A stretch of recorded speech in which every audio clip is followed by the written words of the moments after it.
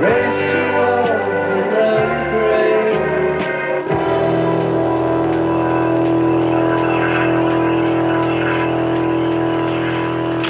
Rockin' ENC from the Bradley's Jewelers Studio. Bradley's Jewelers, where Jacksonville gets engaged. 106.5 WSFL FM and WSFL HD1. New Bern, Greenville, Jacksonville, Morehead City. It's time to dig deep and blow the dust off a lost classic. So in the late 1970s, when the Cars went in to record the follow-up to their debut album, they chose a very popular studio at the time.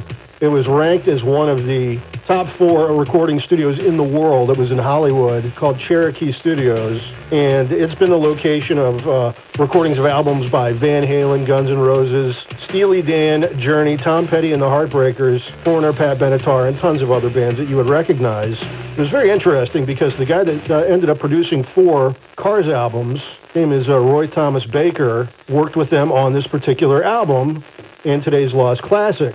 But the interesting thing is, this Lost Classic has always been compared to the song Get It On by T-Rex. And when you hear it, you'll understand why. The strange thing is that Cherokee Studios was also the place where David Bowie recorded a bunch of records.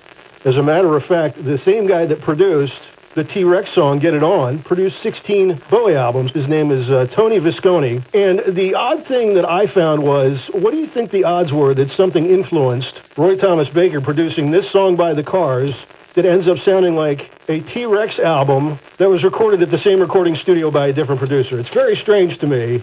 I can understand the comparison, although they're 2 completely different songs. So when you think about this, think about whether or not it sounds so close to Get It On by T-Rex that it's an undeniable amount of evidence that at least that song influenced this tune by the Cars, your Lost Classic on a Tuesday. It's a Dangerous Type, 106.5 WSFL.